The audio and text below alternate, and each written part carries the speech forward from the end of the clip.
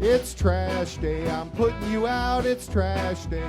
Putting you out, it's trash day. Putting you out of my mind.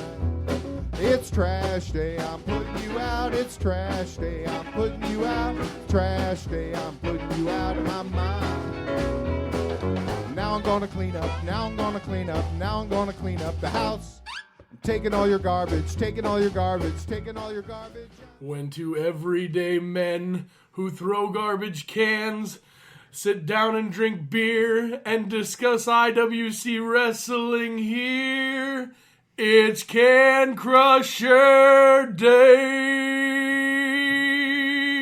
A little twist on the old Aiden English Paul has today. Do you like that? I do. I'm Mark Martinez. That's Paul Bullers. We're two everyday garbage men drinking Miller Lights. It's a Miller Lite day. Nothing fancy here today. Because all the fancy happened. It wasn't just catch up last night, Mark. It was mustard as well. It was IWC Carnage in Clearfield. Clearfield Carnage 5. Clearfield Carnage 5. And it was actually your first taste of IWC legitly. Yeah, like, it being there. When we went to the Rise IWC, it was mostly just Rise. There was no... I mean, it was all women wrestling, and there was no men there. Right. So it was a different story. Like, I got to see some of the dudes. I got to meet a couple guys, and it was awesome. It was a fun time. Always It was a great show. Always is. And, yes, it was a great show.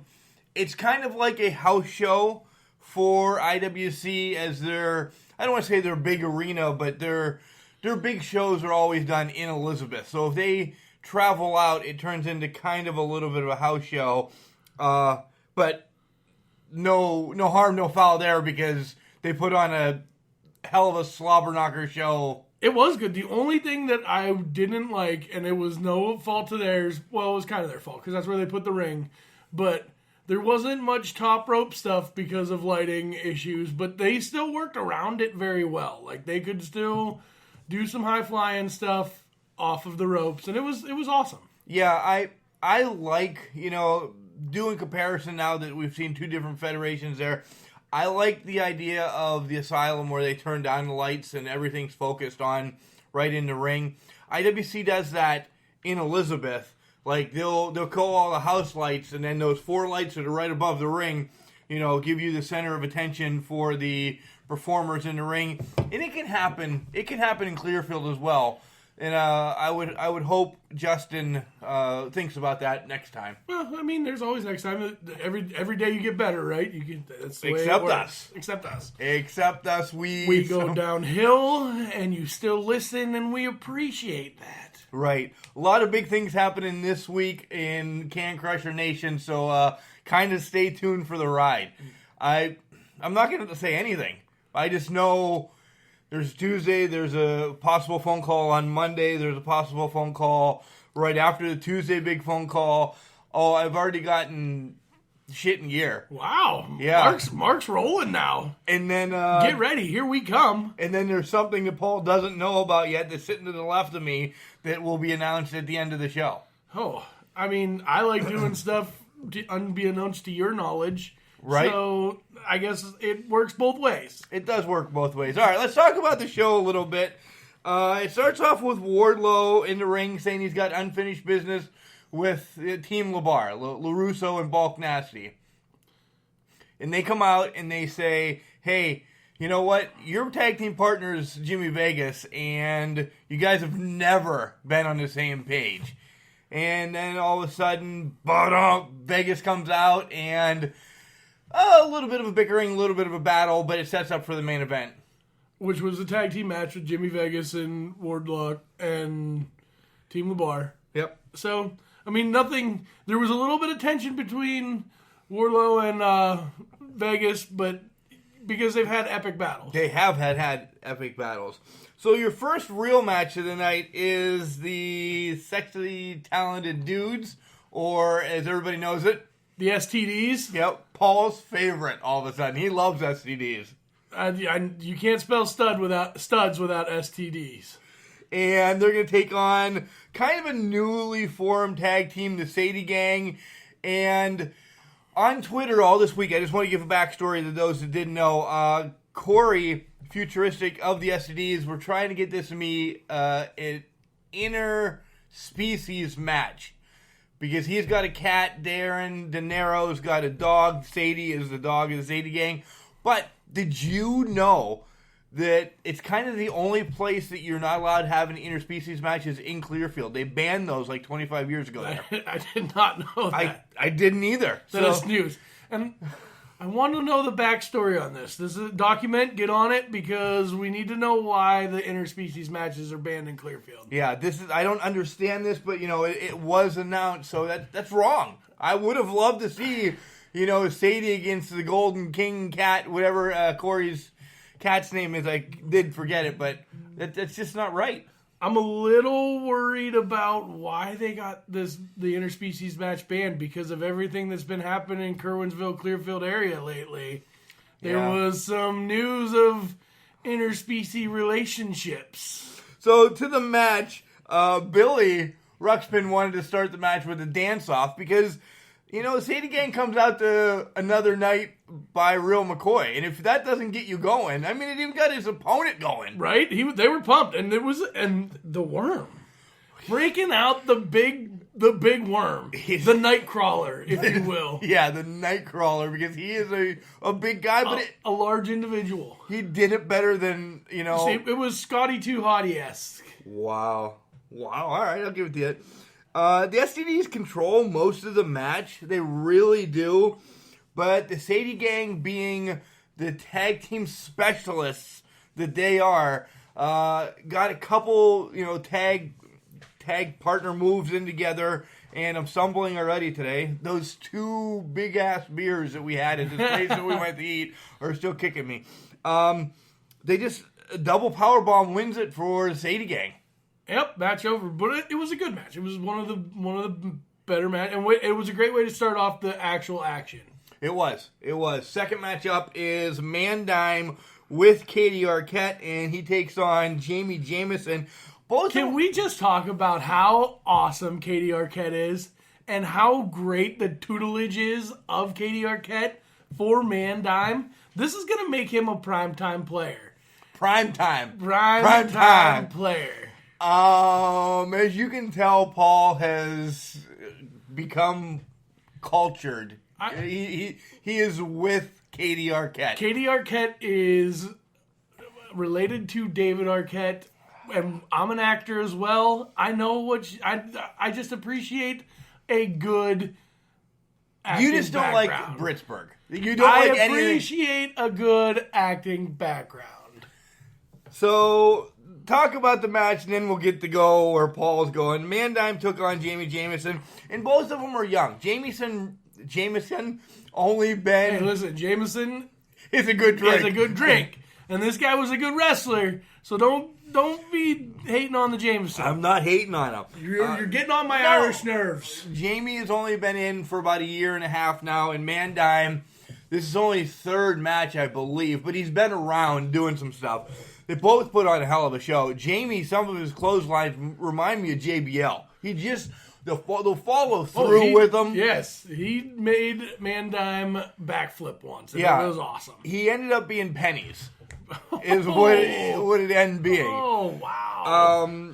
Jamie just, he did like an inverted go to sleep into a Death Valley driver to win the match. Katie got involved a little bit. And we got to talk to Katie. She mentioned this match a little bit, but she was more focused on what's going to happen next week at Winner Takes All in Elizabeth. So let's go backstage and talk to Katie, Paul's new favorite wrestler. Backstage at IWC Clearfield Carnage 5, and we'd like to welcome Katie Arquette. Katie, welcome to the show. You got involved with Mandime's match a little bit, but we really know why you're here today. And it's to call out one of my favorite wrestlers, Britt Baker. Yes, Britt Baker. Well, first of all, Elijah Dean, my boo-boo bear. Of course, I'm going to help him. He's still new. I'm there for him. However, Britt Baker. Yes, Britt Baker next week. She has no idea what she's dealing with. She's been gone for how long now? Months. Months. The last time she saw me, yes, I was in over my head. But I've been training harder and longer, more than I ever have. She's not. She's done. She's done. It's nice that you got serious about this, and it's really great that you have Mandime taking him under your wing. He needs tutelage from a superb wrestler such as yourself. Thank you. Yes, and of course my fashionista, Calvin Couture, always there.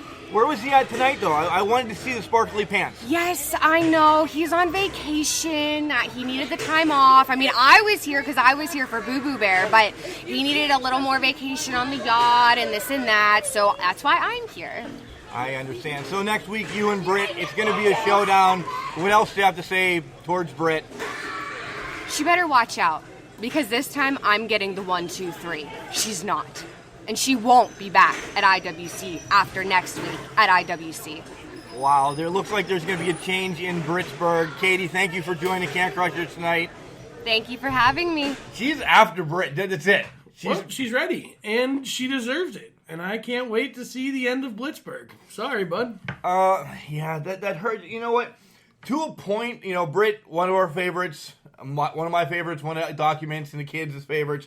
But she has not been around. The women's IWC championship. Is she like the Brock Lesnar of women's IWC? I was just going to say that. Well, we're on the same page at least. Just going to say that. So, Britt, you know, you have to step up your game. So bring your terrible towel when you go, Mark, because you're going to be drying some tears when Katie Arquette is the new IWC women's champion.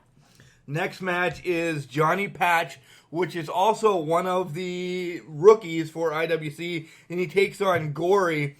And this is a catch-as-catch-can match, just high-flying, back and forth. Go ahead. Gory is a veteran. Oh, yeah. A longtime veteran of IWC and a staple of IWC. So a win against him would have been huge. Phenomenal. Phenomenal. There you go. For Johnny Patch. Johnny Patch's matches, he fought DJ Z in his first ever match. I forgot his second match, and now Gory is there. This kid has really gotten everything thrown at him. So just to stay with everybody that he's staying with proves that he's got a hell of a future ahead of him. So Gory ends up getting a win, and a show of respect. The kid showed him something, so he shook his hand. Yep, even after 2 times he shook his hand and bit him. Well, Gory does like to bite. He's a biter. Gory is setting up for his match next week as he gets a Super Indie title match against Jonathan Gresham from ROH. But also in the match is Dylan Bostic. So it's one of the WWE's favorite matches, and IWC is bringing it to them. A triple threat match. Here we go for a title. Yeah. Out next was everybody's favorite Team Storm. No. Your favorite Team Storm. I like Team Storm. You were singing "Oh Canada" the whole damn time the match was going. I couldn't even listen to the match because you're over there belting the words to "Oh Canada." "Oh Canada" is a good song. If you listen to it, Moses. listen to it, Mrs. Camp Crushers throwing up in the living room right now. I just want to hear USA chants all over again to drown you out. But we brought Ethan last night too. So you and Kelly are going, and T were going USA. I'm going Canada, and Ethan, being the prince that he is cheering for Mexico. Man, well, I mean, he loves his dad. You can tell. Sure he does.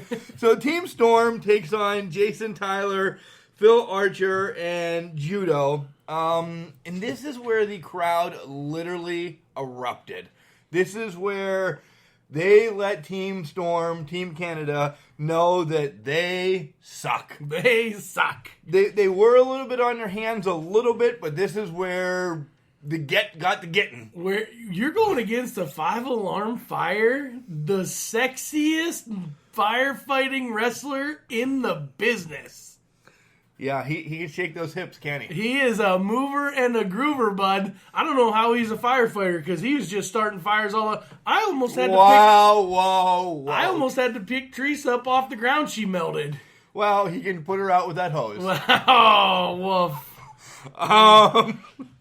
So it goes back and forth for a while, but just the dastardliness of Team Storm, they just prove they're too much for the rookies. We might need to get a sound effect board because we use words like dastardly, and I have to real quick go.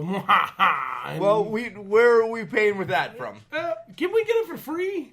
Yeah, maybe if you find something on your phone besides everybody calling you every time we do a podcast. I shall check. Nicholas.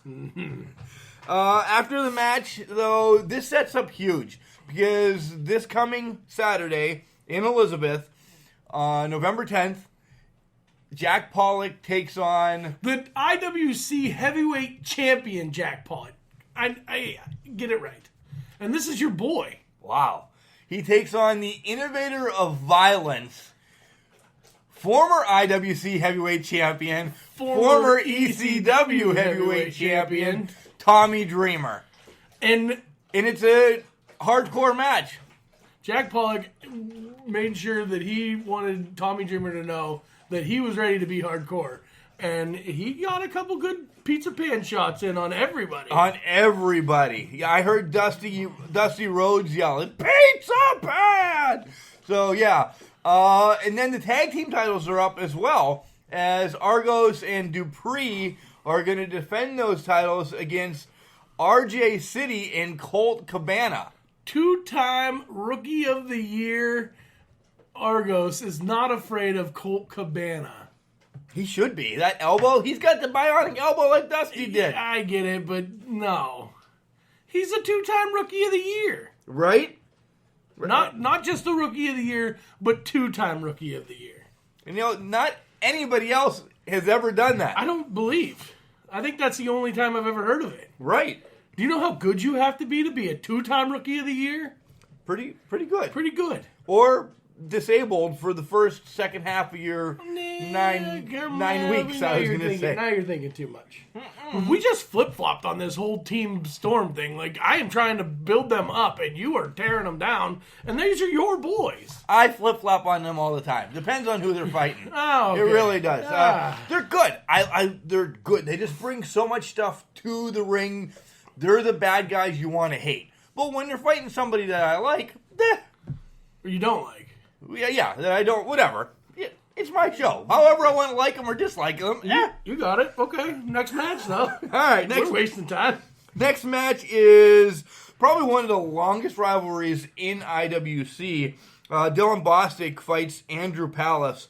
In a pig costume or leave match. So if Palace loses, he's never allowed wrestling in Clearfield again. Which, whatever. You'd miss him when he was I gone. would miss him. No, not Palace. I love Palace. Palace. I'm just saying, if you can't ever wrestle anywhere. Well, why wouldn't you want to wrestle in a place that doesn't allow interspecies matches? Right. So, I guess I would never want to wrestle there either. That's what I'm talking about. Because I'm a beast and other men would be... You're a beast incarnate. A beast? No, I'm not. I show up every week for this podcast. Almost every week. And, yeah. Wow. Okay, go ahead. So Palace loses, he cannot wrestle in Clearfield anymore. And if Bostic loses, he has to put a pig suit on. And what happened, Mark? What happened, Mark? Porky, well, it's all over our Twitter. I tweeted the picture as soon as it happened. Oh, wow. And it got retweeted by millions of people. Like 10. 10 people. But still... We are tweeting. We are tweeting now, Can Crusher 69 on Twitter. Right? I don't know why I picked that one. It's actually, this was the first one I opened up. That was nice. I was busy. Busy. Noting it up. But this was a great match. And Bostic didn't want to put the suit on after he lost. And then Plummer says, hey, you don't put it on, you're suspended 6 months. No, wait. Bostic didn't want to be in the match in the first place. And he says... If you don't go to the ring, you're suspended for 6 months. Well, with no pay. So Bostic's in the ring. Ends up losing the match. He's walking away. He's like, I'm not putting that pig suit on. And Plummer says, listen, you don't put that pig suit on, you're gone. You're what? You're fired. Two big moves that we got to see. The pile driver that Palace did. Perfect. Paul Orndorff, old school pile driver. You don't see that very often. No. And but prior to that, he was trying to hit everything to put him away, and he could not. But great power bomb off the top rope as well Right. from Palace. This was just, if there's a match of the night, this is my match of the night. This is the match of the night. Because they just work together so well, and this rivalry is never going to end. It's the, I don't know, Undertaker Triple H rivalry. It's the Hogan Iron Sheik rivalry. Wow. I'm just saying, this is one of those. The two people that won't like each other ever. Right. And you hear that from Andrew Palace because we got to speak with him after. Oh, you want to say something? No, yeah, well, in this interview, he calls out, what is his name, Jake Ross? No, Jock Sampson. Jock Sampson. Yeah. Who Jake the hell Ross. is Jake Ross? I think he's a pitcher for the Dodgers. Yeah. The Padres. Well, I called Justin Plummer. Jake Plummer. And he's not a last night. quarterback. So I get names confused, and that's why I don't say names very often. You'll notice I just talk randomly. Right. So here is Palace backstage at the end of the night. We had to corral him in at the end of this to bring him back. The man has constant energy, just running all over the place. And I don't know if you use the lasso of truth to bring him over or what, but good job, Wonder Woman. All right, here he is. Soo-wee, Mark, we sure do have one oink-tastic of a guest now. We do. Backstage, we have Andrew Palace. Palace, you had a hell of a match again with one of your greatest rivals, Dylan Bostic, tonight. Let's hear about that. Well, if you see the match, he ends up being a pig at the end, which is awesome. But yeah, always a hard-fought match with him. He's a jerk, but man, he puts up a fight. Yeah, you guys have battled years now for the Super Indie title, and you also battled just because you damn well don't like each other. Yeah. Well, I mean, like to be honest, he's not a very likable guy. When he compares himself to Justin Bieber. Yeah, Justin Bieber. Justin Bieber's not the most popular in the wrestling community. Not a big fan of his music, and I'm not a big fan of Dylan Bostic. Oh, that just broke my heart a little bit. I am a little bit of a fan of Justin Bieber because I'm the bad guy. Hey, I'm a Lady Gaga fan. You know, to each his own, man. Interview over. No. Hey, I listen to the Temptations. You guys can't say anything. Yeah. So, I'm sorry. Hey, okay, you know what? Let's not bash each other's musical tastes. Dylan Bostic is a jerk. Let's all agree on that. Let's all agree on that. Yeah, good. So that's tonight. Next Saturday in Elizabeth for Winner Takes All. You had a match scheduled for Jock Sampson. Oh, God. And the wuss backed out because he says he's duck hunting or something. I don't know. But you have an open challenge now that Plummer pretty much pushed you into. Yeah. Yeah, about that. I'm usually a pretty fun guy. I like to have fun. All that stuff. Party! My tagline's "Let's have fun," right? Jock's just been getting on my nerves. He's been slamming me on the internet. He's been ruining my bookings elsewhere. Slandering my name, dragging my name through the mud. Jock said he isn't going to be there. I'm going to call him out until he gets there. I don't care what bookings he has. I don't care where he's going to be. Jock better get to Elizabeth, Pennsylvania, because I need to fight him. You do need to fight him. I'm not talking about a wrestling match. I want to fight. He's Jock done Sampson. you dirty the last couple months in Elizabeth. Yeah, and I'm tired of it. The fun has to stop sooner or later, and this will be the best way to do it. So, Jock, if you're listening, or I don't know when this is going to come out, Jock, you better be in Elizabeth, Pennsylvania. So, this is an open challenge, but I don't care about open challenges. Jock, be there.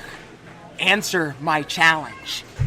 And with that, Palace is running off into the mix. We want to thank Andrew Palace for being on the show. Here he comes. He's back. Palace, once again, thanks. Yeah. Thank you, man. Thank you. Make sure you are in Elizabeth next Saturday. See what's up with Palace and see if that weasel, Jock Sampson, shows up. You better. Jock Sampson, just calling him out. Palace is going to find him wherever he's at. No matter what. no matter what. This fight is going to happen. He doesn't want to just wrestle this guy. No, he wants to beat his fight ass. This guy. That's it. Outright. We're PG-13. So beat his ass. yes. So hopefully Jake Plummer,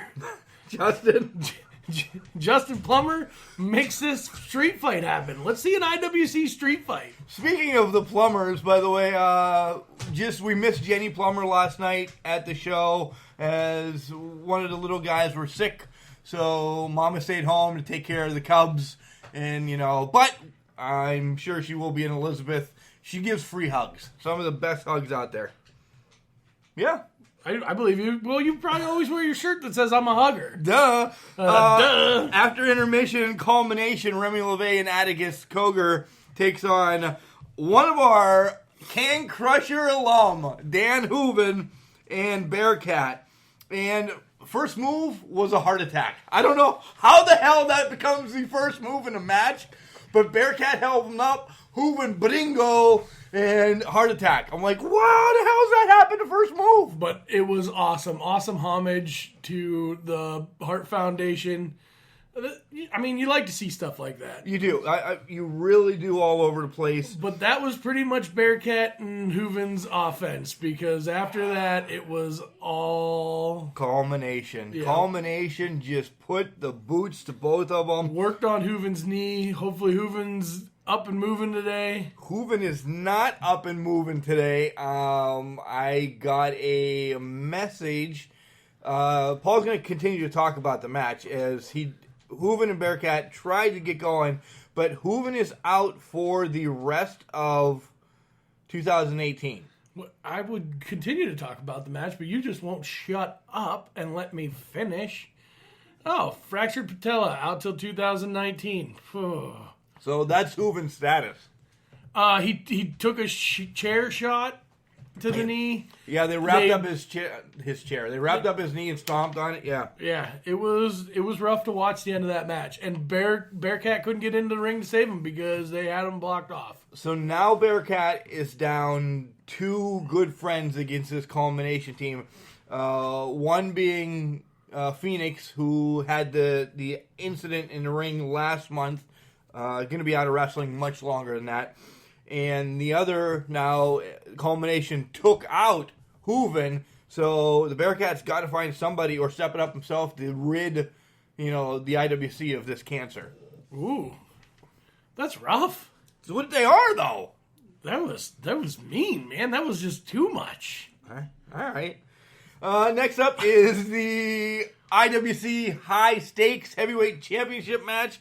The champ chest flexor takes on Mambo Italiano, takes on Ryan Dye, takes on Officer Dan, and the stipulation, which is chosen all the time from the champion. So let me go over here because I didn't know this. The IWC High Stakes Champion, the champion gets to choose the stipulation of the match. Yep, every time he defends. So every time, so it could be a different match and nobody can prepare for it.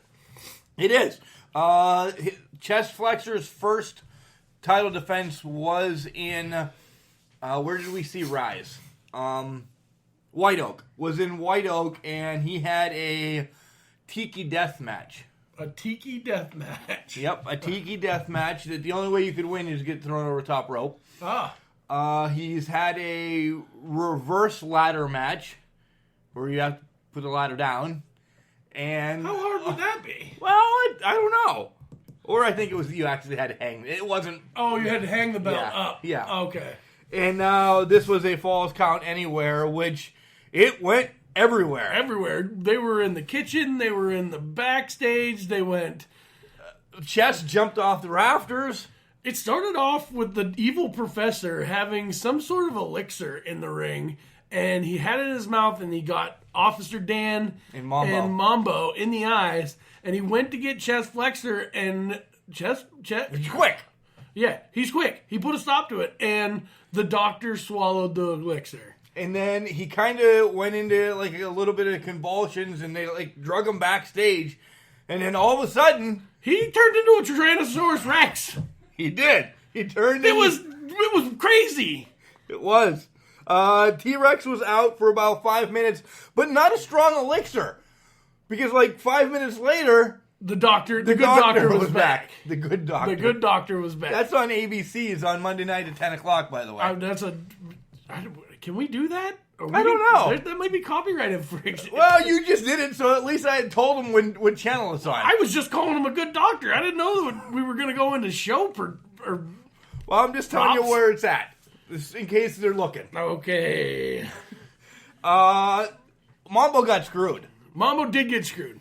He had Officer Dan in the ring for the 1-2-3, but at the same time, Chest Flexor had the evil Dr. Genius on the floor. Yes.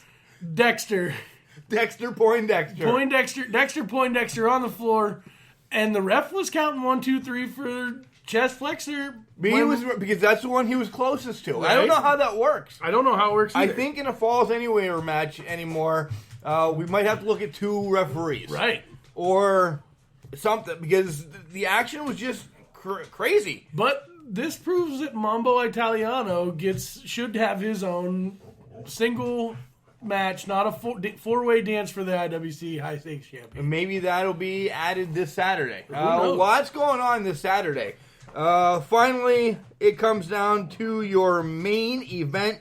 Wardlow and Vegas take on Chris LaRusso and Bulk Nasty.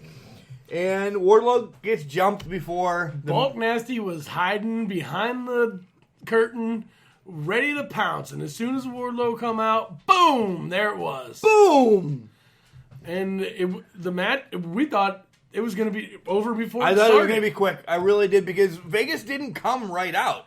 They drug Wardlow into the ring, put the boots to him for a while, rang the bell, and then boom, Vegas does come. But you take 5 seconds to get from backstage to in the ring, it could have been over. Well, I'm telling you that I don't think it would have been over.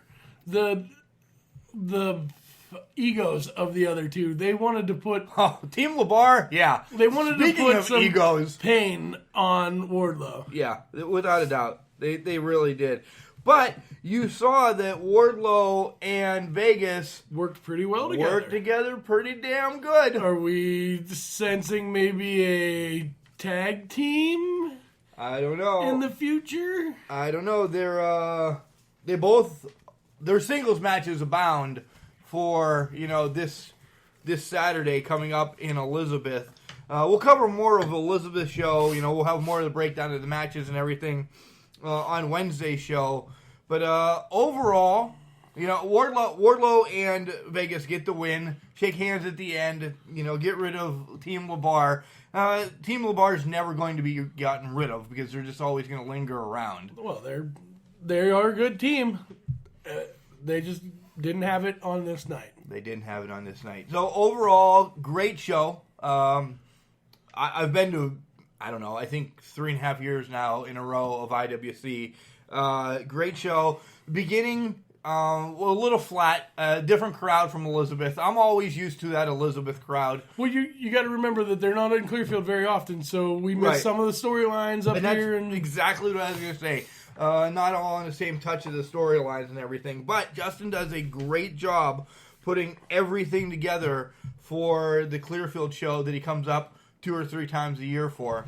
So we're going to be good to go. All right, now covering Clearfield Carnage. I want to thank Justin Plummer for giving us the time to, 1, be there. 2, thank you to Andrew Palace and Katie Arquette for spending some time with us on Can Crushers. Hopefully we can get you both back on real soon.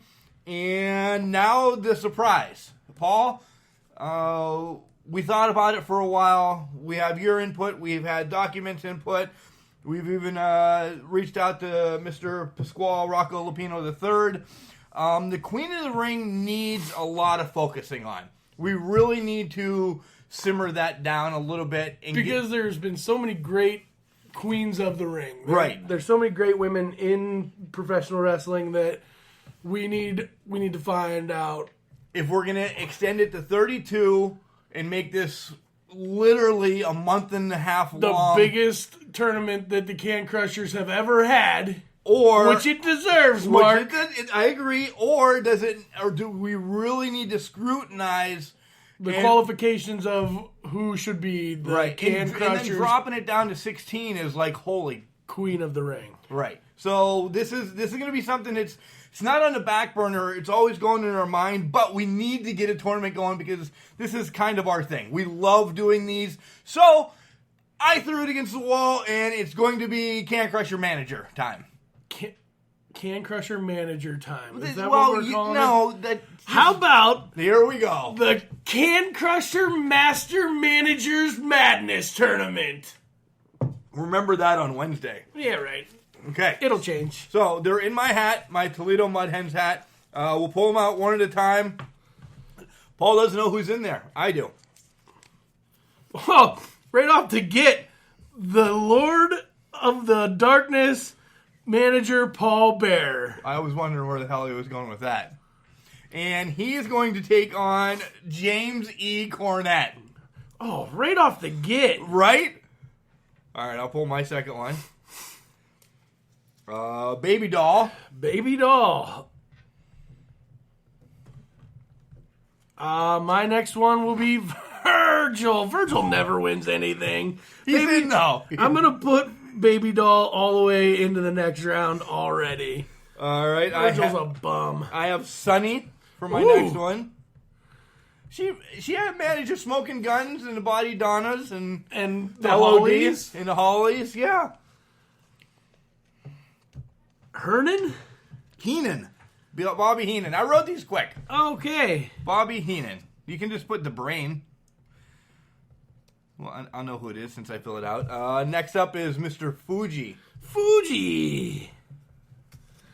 And then we have Miss Elizabeth against Fuji. That's a tough first round.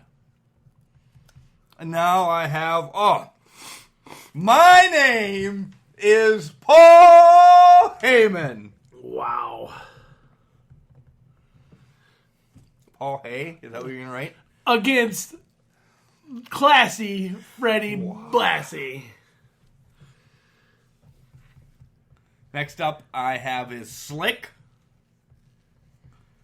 Jive Soul Bro. Slick. Yep.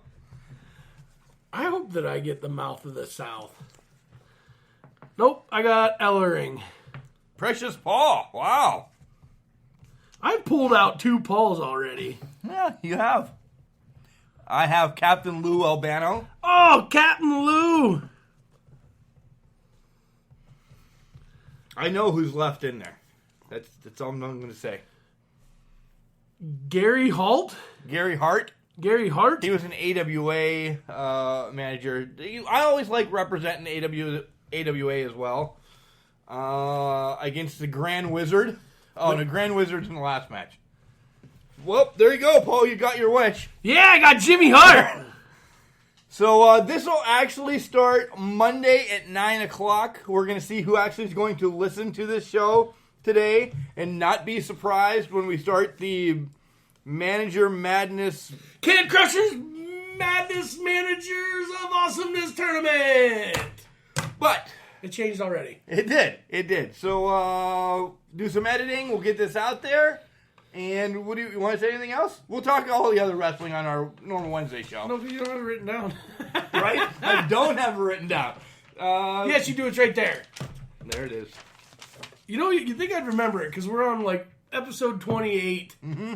But remember, number 27 actually, but okay. Remember, just because you were trash, it doesn't mean you can't do great things. It's called a garbage can, not a garbage canon. Don't forget Raw, SmackDown, us. A lot more going on this week. See you Wednesday, folks.